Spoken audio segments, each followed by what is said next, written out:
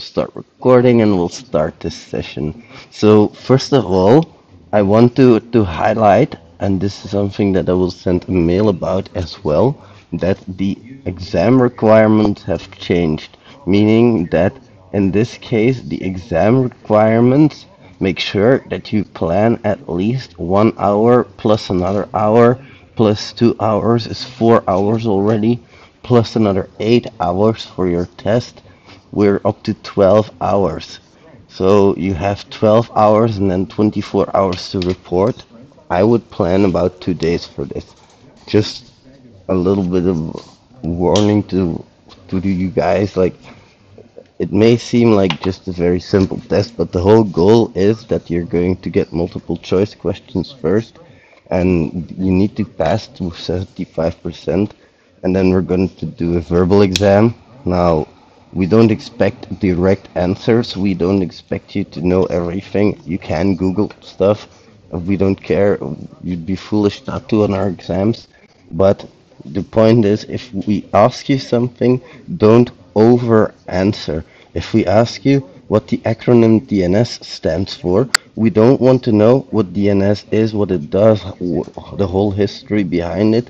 We want you to listen to our questions very carefully and only answer what we ask you to. Why is that? Because of course we need to be able to know that you can comprehend what we ask of you. This can be important because sometimes little nuances can make a difference. Will we be super tough on this exam? No, of course not. The whole goal of these first 2 hours is to exhaust you a little bit because we want to test your consistency. Next up, we're going to give you a scope. Of course, you can make your test plan after that. Take a little bit of time because documentation matters a lot in our case. If your documentation isn't good, your client isn't happy because that's the only thing they're left with after paying sometimes tens of thousands of dollars. So, just so you know, documentation matters in our case, and we will send you, for example, an NDA which has some stuff in it which you should never sign. Um, why do we do this? So we just ensure that you read everything. If there's something that you shouldn't sign, just tell us, hey, there's a problem here, and tell us what the problem is. Then we will remove it, and you can sign the document properly. That's not on every exam, but it is a possibility. So just so you guys know, make sure that you, of course, gather all of your resources during your exam, that you make sure that you take your screenshots, that you take your test evidence that you need. Because after your exam is done, the exam environment will go offline. And it can consist of one or multiple machines and one of multiple domains. Um, Sometimes the scope might be too large. It's all about effective communication there.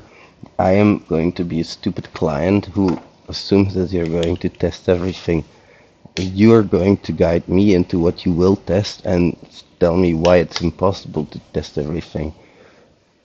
Why do we do this? Of course, because our clients often expect some things of us which are impossible. We need to guide them. They're not the security experts in this. They can have, of course, the final word. If they say, for example, hey, listen, I need a scope change, and you say, we can do a scope change, but we can do it on a separate contract, and they say, no, I want to do the scope change now, just take up the rest of your time what you have for this new scope. I will make up a document which says that the scope change needs to happen. Then you need to listen to your client, but you need to inform them of the risks. It's all about them being informed. The thing is, your client needs to be well informed of the coverage which you are providing in a certain time frame for their budget. That is what most of this is going to be about. Is there anybody who has any questions about this? Because it's important, of course. If you do, don't hesitate to ask me. We're going to add you into a Discord. Don't share information in the Discord. Don't be stupid.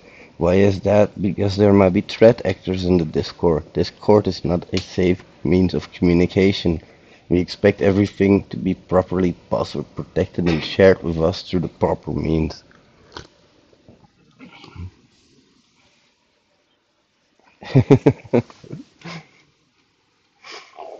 Yeah, we fool plenty of people that way.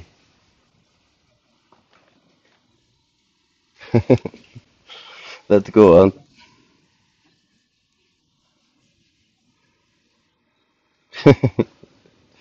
Let's continue.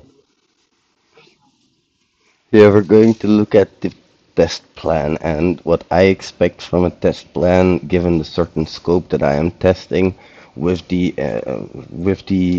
pen testing mindset, not per se a red teaming mindset, just a mindset of I'm going to pen test this as an external threat actor. There might be a firewall active, but in our case, let's just assume that there will not be a firewall active. So you're just going to be testing on our test environment without a firewall, just our test servers. And in this test plan, I usually include version headers. Why do I do that? Because I have internal reviews. When somebody writes a test plan, somebody reviews the test plan. They create a draft version that gets reviewed, and then that gets sent off to the client. I never send off a test plan directly to the client. That's not the way we work because, of course, everybody can make mistakes. We're all human. I'm not expecting people to make a mistake, but I want my own work to be verified as well. So, just so you know, reviews in our industry are very common. Here we're going to introduce why this document is there, what the means of what the test will be, what the goals of the test will be. We'll add our scope in here, but also what is out of scope. If there's anything particularly marked out of scope, we have to add this as well over here. Add the quality objectives. Then we're going to go over to the phases of our pen test. We'll get more into that in a little bit. Roles and responsibilities is going to be a big one, not only on your side, but also on the client side. Who do I contact? Who is my, I don't know, maybe there might be multiple people who need to receive the report. Then you're going to put that in roles and responsibilities. If there's somebody you need to be able to contact when the servers go down, you put that person down as well with their contact information. That way, if shit hits the fan and you have your test plan in front of you, you can easily call the person or email the person responsible. Um, 1 second. There we go. Uh, Also, your entry criteria. I've named it assumptions for test execution here, but entry criteria is what it's often named as well. Entry criteria is, do I need a VPN? Do I need a firewall to be down? Is there anything specific that needs to happen? Does the environment need to be put online? All of these things are entry criteria. What needs to happen before your test can get started?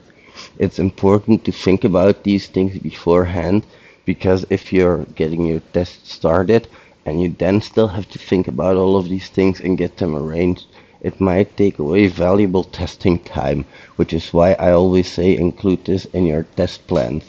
Your constraints for testing, is there anything that you like, for example, is there a denial of service test that you cannot execute? Is there a certain rate limit that you need to maintain? All of these things need to be in your test plan as well.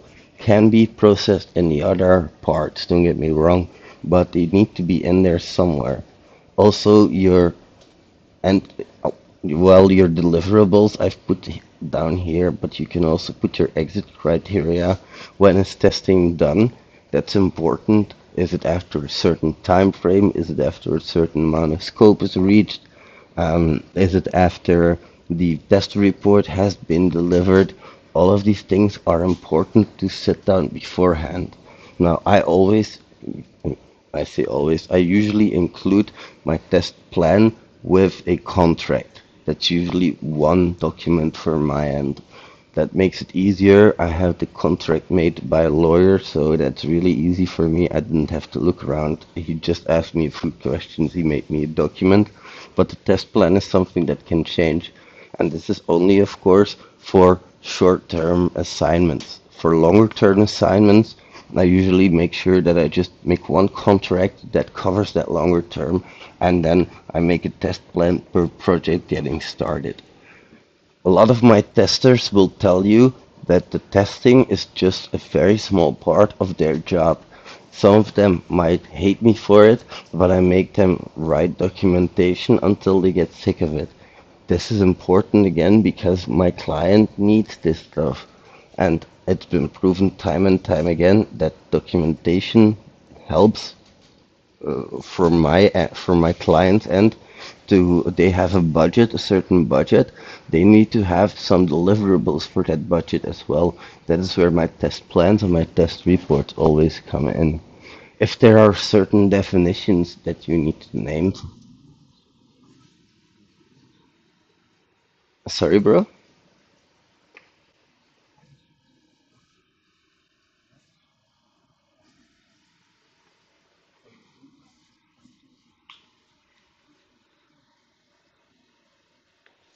Exactly. And often we do that in meetings as well. We go over them reports in the meetings because of course we understand that our client might know what's happening, but like we want to get every shareholder involved here. That is our main goal. Every shareholder needs to know there has been, for example, 60K budget spent. What did we spend that on? And that's where I present my test report, or I have somebody else present the test reports for me.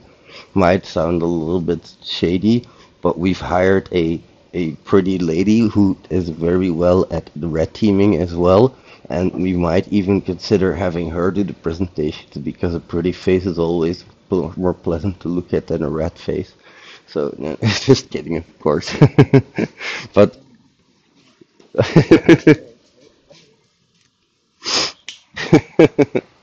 maybe we will let Orgis do it. We will make a challenge.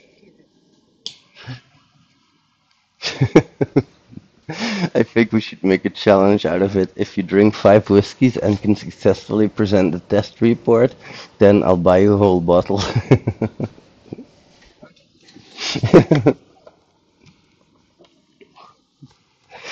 The people at work already hate you for it, man. But anyway,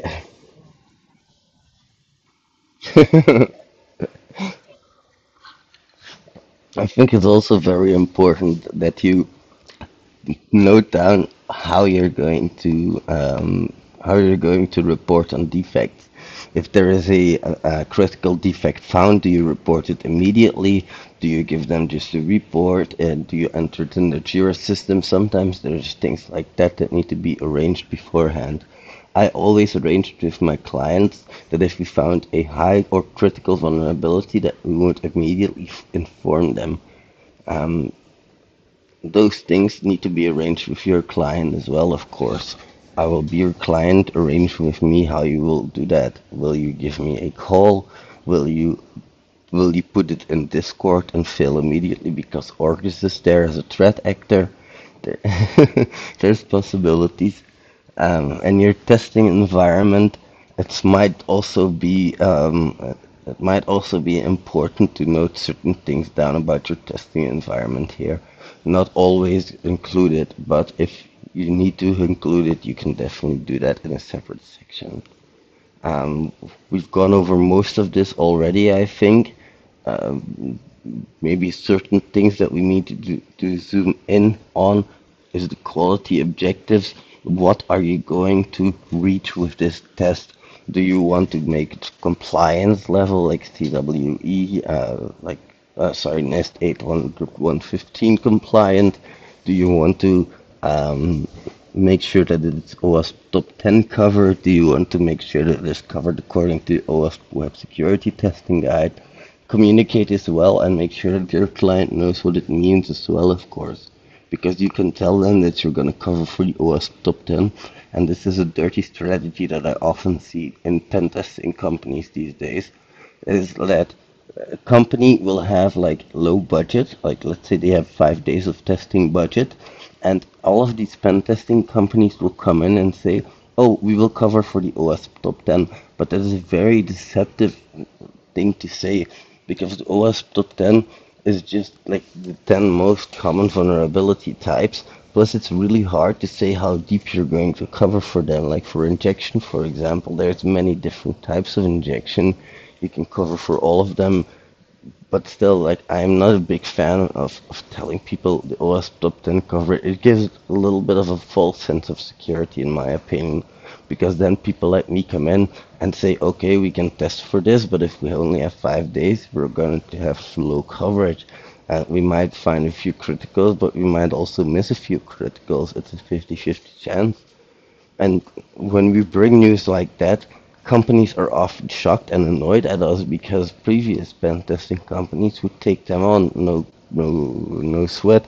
That's because they were salespeople selling their services. I like to be very realistic in this approach, and I really like to give my client, for example, a little bit of a matrix. And I don't know if I've shown you guys this yet, but let's say that we have, I'm going to go to Google Sheets, and let's say that we have to provide coverage for, I don't know, let's say that we have to provide coverage for red site. So what I will do then is I will note down the different URLs that we have, like login, like register, there we go. Let's log in for a second and get some more URLs. Probably index.php. There we go, index.php. And then I will note down if these URLs are public or private. And then I will assess the risk level critical for this, risk level critical for registering as well, because I have potential database access to those types of things. I didn't see any parameters on login, so here the risk level might be minimal. And then I will, in words, try to express what type of flaws that I expect on these type of pages. For example, here injection vulnerabilities seem very real.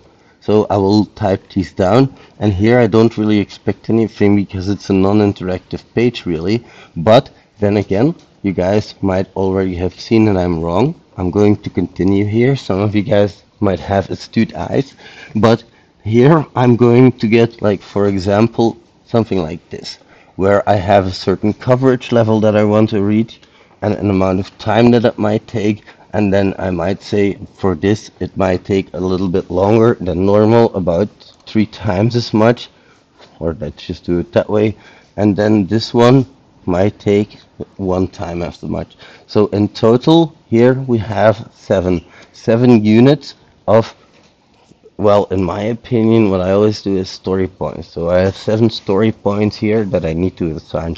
Why story points? Because I know that Orgus might do 4 story points and somebody else might do 5 story points in the same time. It really depends. I don't compare people in regards to that. It's just a way of estimating. I will get more into that later down the line.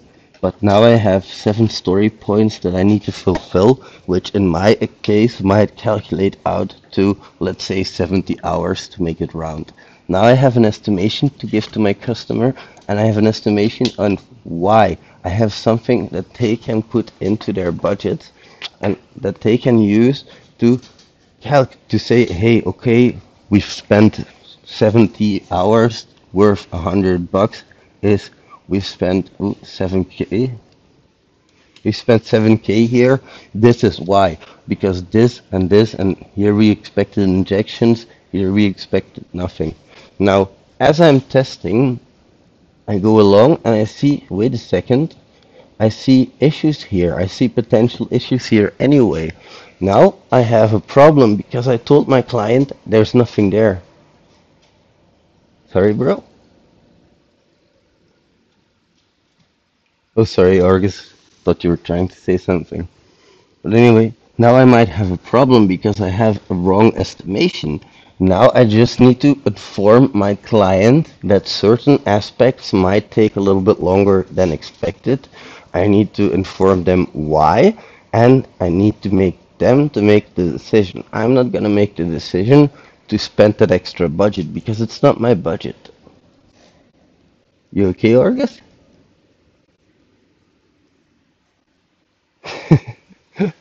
Sounds like you're farting. But yeah, I hope that's clear. This is something that is really important. Give your client something which they can use for on their end to say this is where the budget is going. Your clients will be very grateful because this is something that not every single pen testing company out there does, except for they just make their test plan and that is it.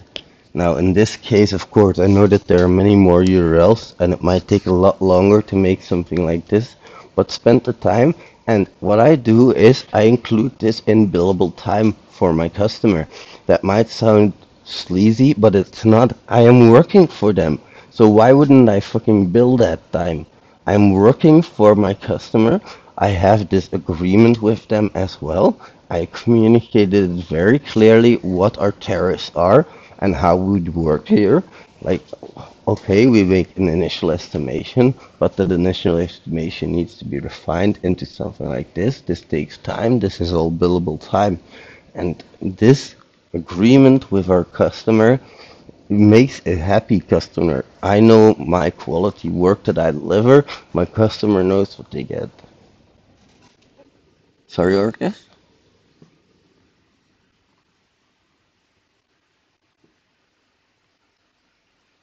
Let's see.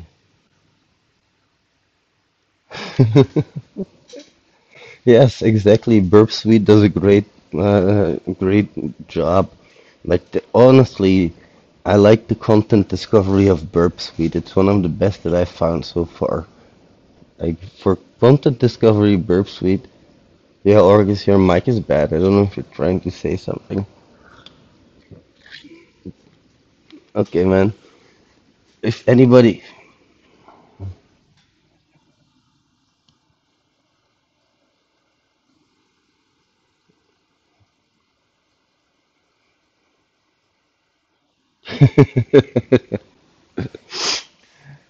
but yeah, anyway, let me see.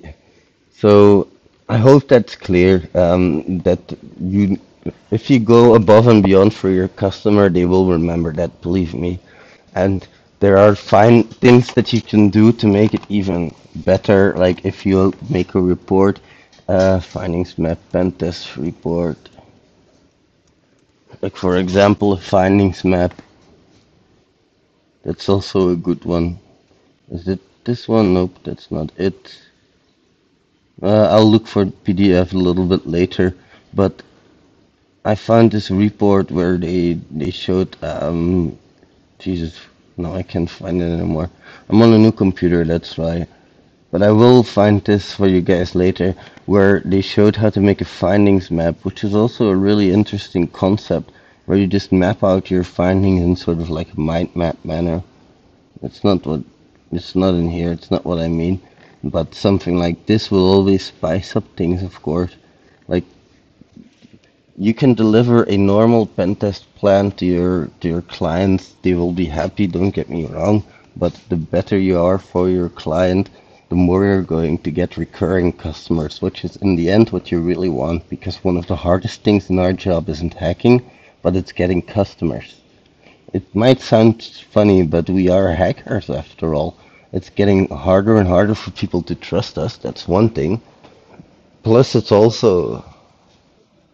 Sorry, bro? Well, it all depends on how you market yourself. Like, I've learned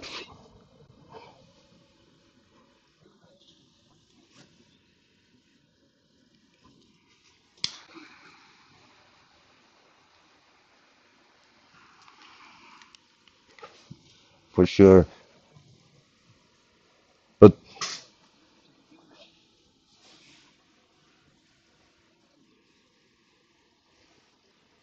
yeah, but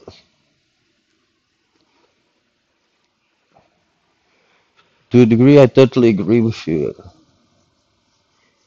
But I've also noticed this that yeah, and that's the hard thing. Like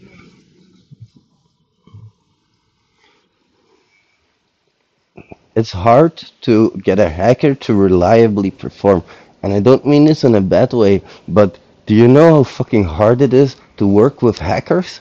Like, these people, some of them are reformed black hat hackers, and getting them into a structure where they have to work with Jira and report their hours and stuff like that, it's a nightmare, dude. It's a fucking nightmare. As long as we are sure to market ourselves as cybersecurity engineers, as people who are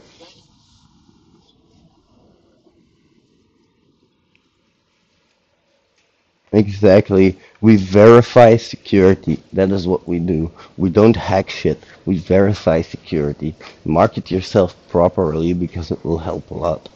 I've learned that from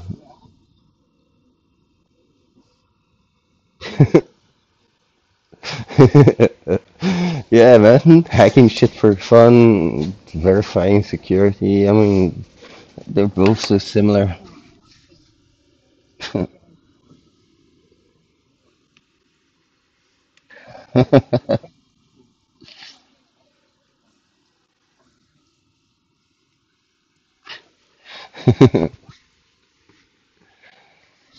Yeah, I think everybody understands the test plan, right? Believe me, you will make more than enough test plans throughout this course, and I implore you right now, the very first question that I ask you to make a test plan, either use my template and fill it in properly, or make your own, because you will make a lot of test plans here. I've also put in a example of an agreement. This is an example of an agreement. Don't fucking copy paste this shit. Because if you do, you might be liable to God knows what if you don't read this properly and if you don't see if this properly applies to you. It's don't let your something as important as a contract be a stupid template. That would be the dumbest thing you could ever do, in my opinion. But at least this might give you some guidance. Just go to a freaking lawyer. Just pay up. I know that it costs a lot of money. I know that they were probably just giving you their template to a degree, but they know which parts of those templates apply to who and which don't. Believe me, it will save you a lot of headache down the line if you make that. And every single new client, sorry, bro.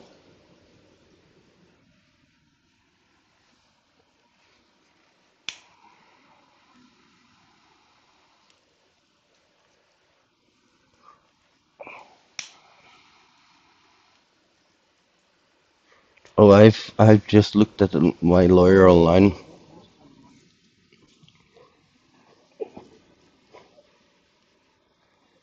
I can I can give you a good address, bro. No worries. This guy is specialized in that kind of stuff.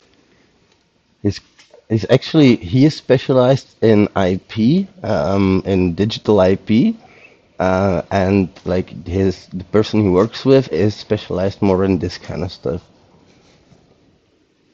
I've put in an example of a test plan.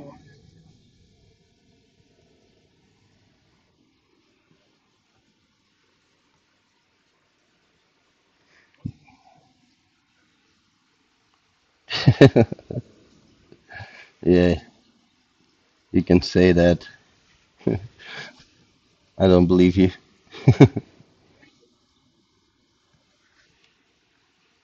It's okay. Like, feel free to just use these templates. Like, don't for test plans, especially for the course, you can use these templates. And we have a few for them in here. There's also an NDA that might be a little bit messed up. Pen testing final report. This is another report that was made by one of the teams in one of the previous live sessions. This was a really well done report, so I wanted to share it with you guys as well. You can all find this in your Podia course, by the way. And this is a document you cannot see because this contains all the quality gates that you might potentially need to go through. every single exam you get 10 quality gates, and if you fail three of the quality gates, or if you fail one critical issue, like for example leaking information to a threat actor, then you might fail immediately. Um, do we want you to fail? No, of course not. We don't want you to fail, but we do want you to understand the gravity of the situation, because we work with some very big customers, and we can be rest assured that, and this is no bullshit, we became a target the moment we took them on. I recently got targeted by a phishing attack and I almost fucking fell for it.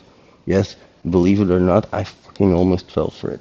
Stupid ass me, you might think, but it was like after 2 days of not sleeping, I was fucking delirious, and suddenly I get this mail, and I was almost fucking giving away a lot of.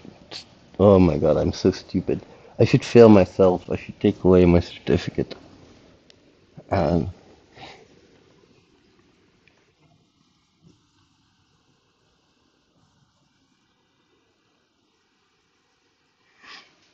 Um, sorry, what do you mean?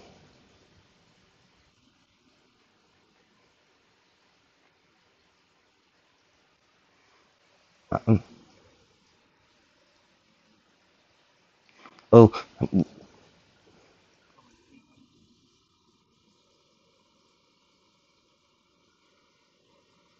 like one of the things, for example, that they go after.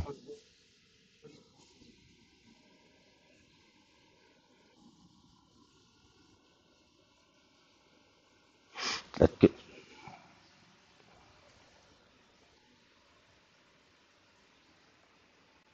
yeah, for example, like let's say that we are hacking a bank. It's very interesting to see which exploits are in the bank system, and even if it is just for hacking us so they can get information about upcoming features, that information sells to a client, to a competitor for a lot of money. And especially those exploits, because you might not think of it this way, but even if hackers manage to get into a test environment, often test environments are still populated with real data, and they're not as segregated from production as everybody thinks. And yeah, shit like that. Like what I often see is that they put things in repos, like just passwords in repositories or stuff like that, and then leave the repos open or not behind a VPN.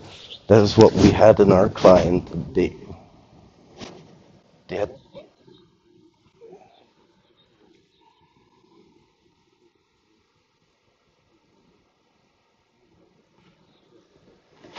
exactly, and sometimes we are even doing production testing.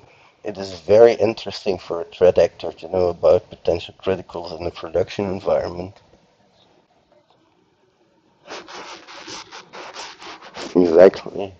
Well, maybe a little bit of a lesser known secret. There are some platforms out there, and they all buy the exact same Chinese plugins. And there's nothing wrong with Chinese plugins, don't get me wrong. But if you find one vulnerability, you know that all of these platforms are vulnerable to the same issue because they all use the same Chinese crap. So, yeah, it's.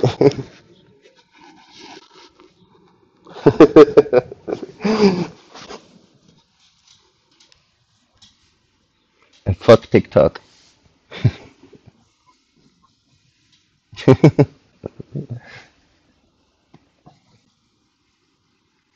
We have to have that in, of course. Exactly. Now you might all notice, by the way. You guys might all have noticed, by the way, that there are like some of these descriptions in here. All of these descriptions that you might see in here, you can read them at your own comfort. I'm not gonna go through them. What I am gonna go through is this presentation for the debriefing, because some of you guys have asked me, what's a debriefing? Well, basically for me, when I am testing, oh, if I can open this, of course, dang it. Let me download this real quick. So after I am done testing, after I'm done presenting my test plan in full, I often just make a little bit of I make a little bit of a presentation for our customer, which maybe highlights some issues, but definitely not all. It's going to go over the report in a structured manner where I maybe show them some graphs and some numbers, and then maybe some compliance reports or whatever, going over some recommendations for sure. And this is something I don't really think a lot of companies see this as something obligated, but I use this moment to check with my customer, has everything been delivered according to expectations. This is something, in my case, that I try to involve all of the stakeholders in, so everybody's informed of what they have spent their money on. This is what came out of the test. These are the recommendations. And sometimes they ask me to give a go, no go for production security wise, and that might be included as well, of course. Now, here you again want to use a template, only have the relevant people in the room, but also make sure that people who have tested are available. They don't have to be in the meeting per se, but make sure that you can at least ping the people who have been testing in case there are questions. For example, what we have had before is that we've reported vulnerable jQuery versions, and then our customer couldn't find them on specified URLs. Well, it's an easy fix if we have the tester in the room and the tester can just open Burp Suite and show the URL that they found it on. But if the tester is not available, well, then we have to wait another maybe day or two before all of the reports are exchanged. I think you get the gist. In here, make sure that the client understands what you found, understands what the result of the test is, and understands if it's secure or not to go to production. There you can only give an advice. If they overrule that advice and go to production anyway, tough luck. Nothing you can do about it. Your client is king after all. They hire you for advice. You don't have any right to say what they should do if they overrule you. So I say this because it might be disappointing to some people that they say that something isn't secure enough and it gets to production anyway. Well, that shit happens. Don't be disappointed by it. Like, you have given your advice, you have done your work, you have done what you have been paid for. So don't be disappointed by it. Just accept that it might be a possibility. Let's see, we also have like one of those notice of engagement templates in here. Also a little bit of a description of the notice of engagement. We've talked about this before in previous meetings. If you start testing, our client always asks us at least give us a heads up when you start testing so they know when we are hitting their environment. This can be a very simple email. Hey, we are starting at this hour from these IP addresses. It can be a little bit of a message. This is okay if you say you're starting to test over a Discord server. That's a different story than exchanging critical information, of course. So make sure that you take that in mind. Um, we have a lot of methodologies of a pen test as well. We're not going to go too deep into them right now. And we have some more examples here. Now we also have a, this is in my, like this is, let's see, can we download this presentation? We should be able to, yep, there we go. Now here I'm going to go over again a little bit about what happens with a client, how you talk to them, how do you interact, what is going on with password exchanges. In general, of course, I don't think I need to say this, but I want to emphasize it. You really need to listen to your customer and ask the right kind of questions. It's really important that you guide them as a security engineer and you're able to ask them the right kind of questions. What is the scope? There are like what I often refer to as the PTS questionnaires. There's a pre-engagement questionnaire section for PTES in which they give you an excellent outline of questions that you can ask your client before you can start testing. Let me bring that up real quick. So let's see, general questions. There we go. This is something that has helped me time and time again. Um, you can make your own checklists, of course. You can do with this as you wish. But I'm just pointing you to a good resource that I like to use when I get into meetings with my client, especially when it comes to the scoping meetings. I haven't seen a single candidate use this before on their exam. It would be fucking awesome if one of you guys did. I'm just saying. There we go. So, oh, by the way, you guys can interrupt me if you have a question or want to say something. Meeting agenda and meeting minutes during this welcome meetings. Yep, exactly. That's a good remark as well, Delta Epsilon. All you have 50 minutes to submit your discipline. No, he's not serious. He's definitely not serious.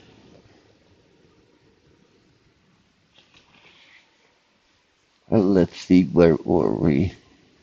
All right, the presentation. Let's go back to it. So, of course, what I always do is I offer a free initial assessment meeting. Of I don't think there are a lot of companies that would charge money for their initial offer. Of course, if you need to do some time to do estimations, it's up to you to charge money for those estimations. I just think it's better for my customer if I say, listen, we'll have a short meeting, I'll ask you a few questions, and then we can talk about a budget and we can give you an offer. Um, how do you get clients? For me, it's simple, of course. Well, it's simpler than for most, I would say, because I have a pretty decent following. But it's important that you prove your worth through blogs, through helping the community further, through getting your word out, through getting known, basically.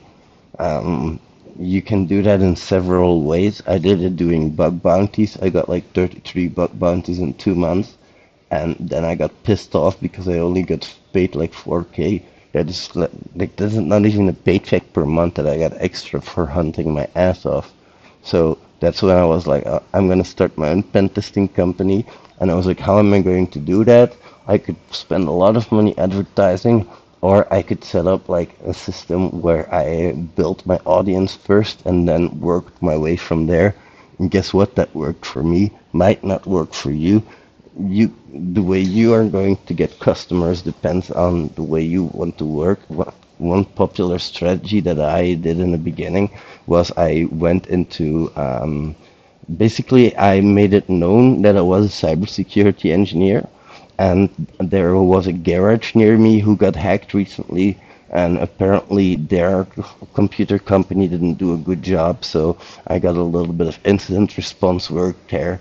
I went to local companies here and I asked them, listen, can I do a free cybersecurity assessment on your new website? It will only take X amount of hours, and then I would go for the most critical vulnerabilities first, deliver them a nice report, and then they would have no choice but to hire me. It really depends the way you're going to be doing this. I try to aim at decision makers these days. I try to aim at people in higher up management positions that can convince the budget people to allocate budget for cybersecurity testing.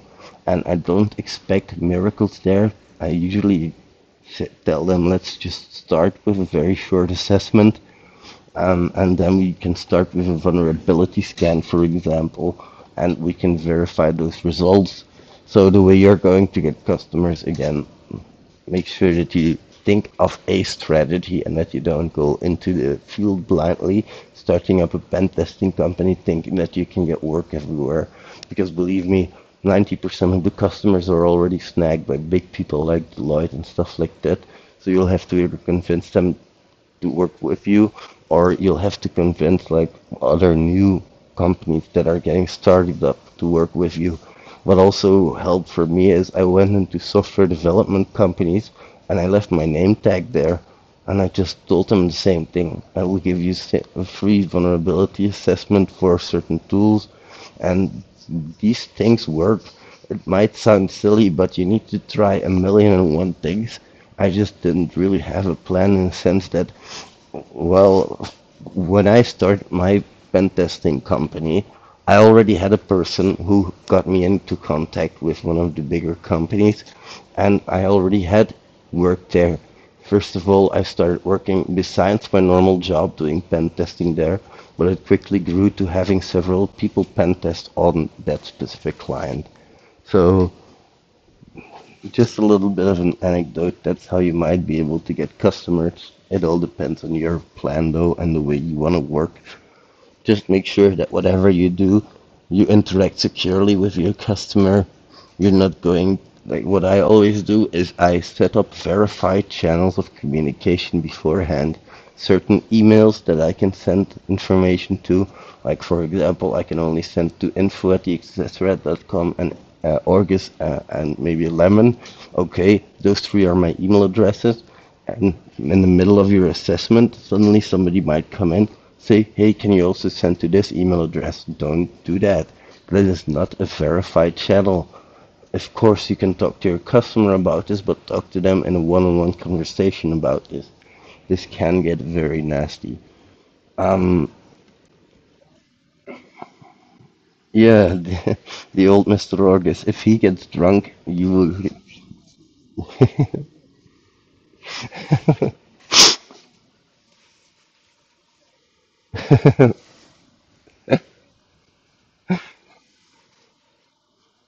Of course, of course. We would never do something devious like that, ever.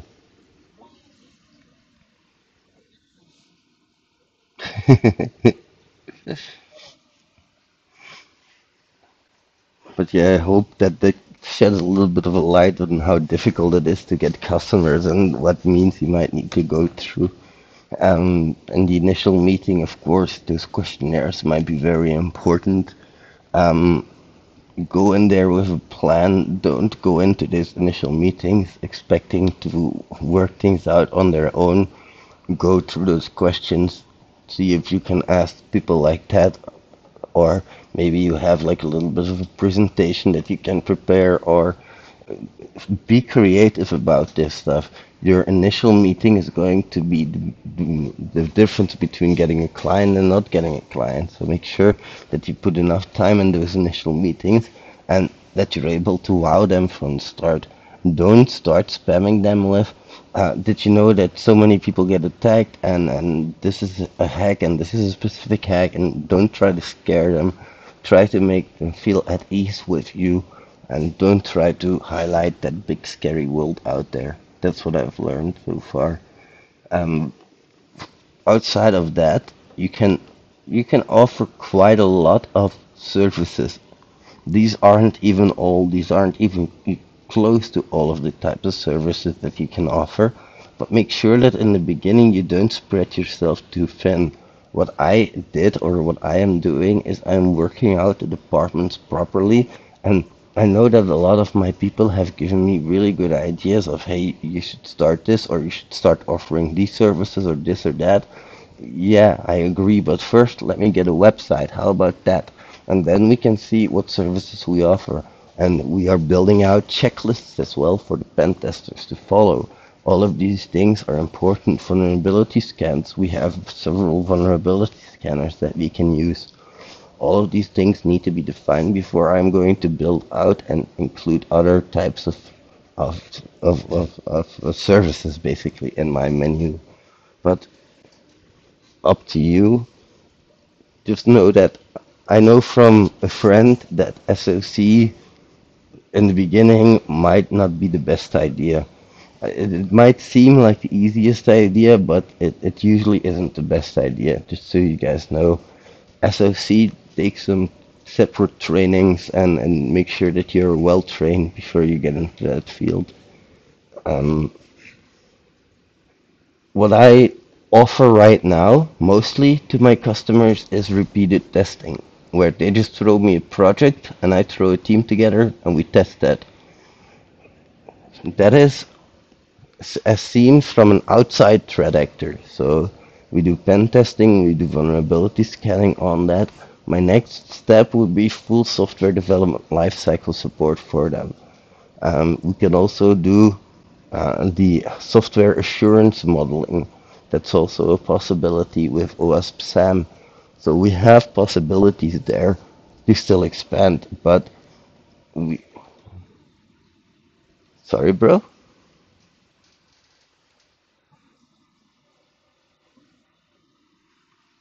Yeah, exactly. Like,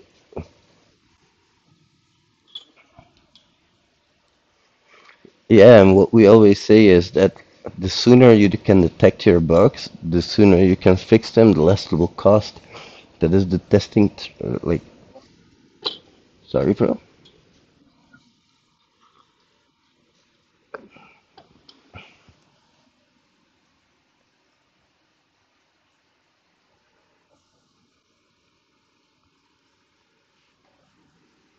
Yep, exactly. Yeah. Yep. We try to do that exactly with CI/CD testing, where we try to, in their DevOps pipelines, we try to include vulnerability assessment, but also on a lower level, where we try to do code analysis with tools like Jesus, I can never remember the name of this tool, but there's a code analysis tool which you can easily run on your own code, and it'll tell you how much vulnerabilities you have in there. You can fix them even before they hit any type of before they even get compiled. You can fix those. So those are some things that are interesting.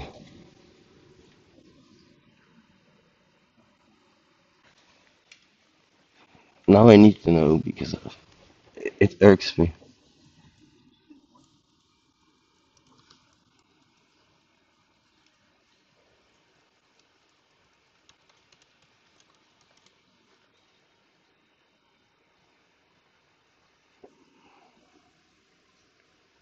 That is a possibility. Yeah, I it's I can't even remember if mine was from.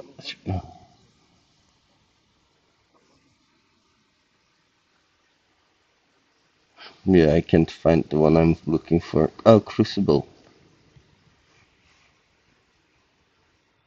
No, was it Crucible? No, I don't think it was Crucible. Static code review.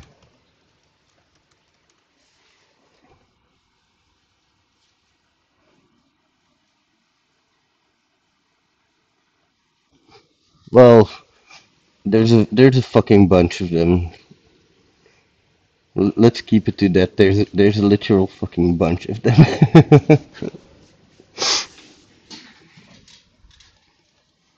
Oh, Snake. Yeah, you also have Snake, of course. That's the one you mean. Sorry. Yeah, I was thinking of a different one. We've always used a different one, but I can't. Oh, Sonar Cloud. Sonar Cube. That's the one. Yeah, yeah, Sonar Cube. Sonar Cube does great.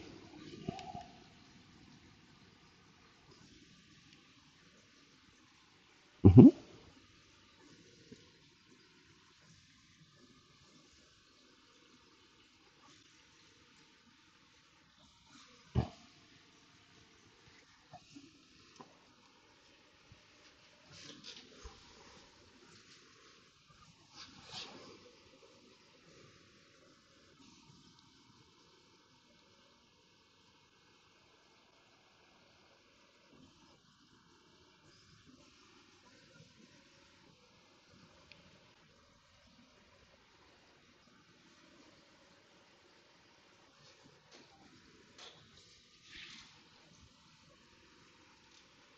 Exactly.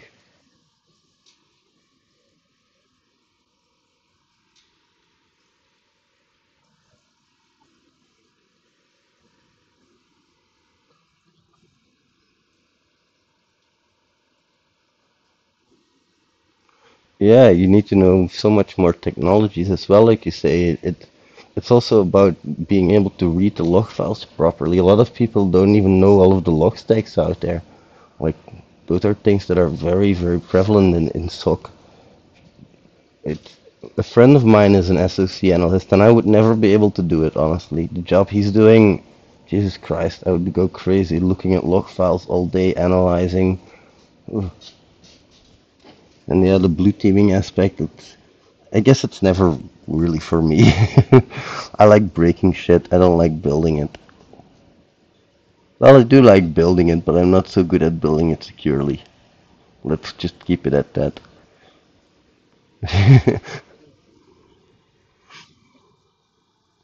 Yeah, I like breaking shit, but what a lot of people seem to forget about hacking is that it's not just breaking shit, it's using things in an unattended way. And what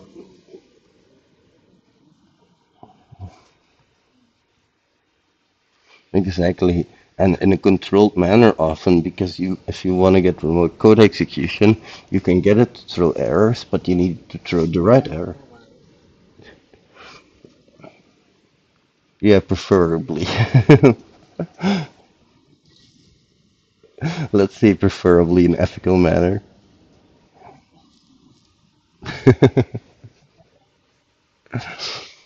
But yeah, I think that that was about what I have to say.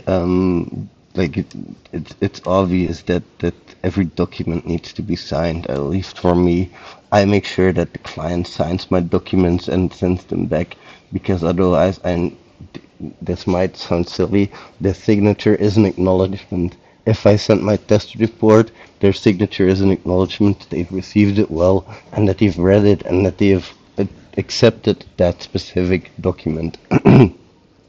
This is like the signature. If you start testing without a signature, that might be a problem. Um, might seem stupid, but it might be the case where somebody gives you a verbal yes, you might start testing, then you actually start testing, and suddenly they go like, no, you're not allowed to test yet. Good luck proving that they said it to you. But that signature does indicate that it was okay. Um, it's these kind of things that can make a difference. I think that was it for this part. Oh no, we also have the scoping of a pen test. That is according to PTES. We will get a lot more into PTES later.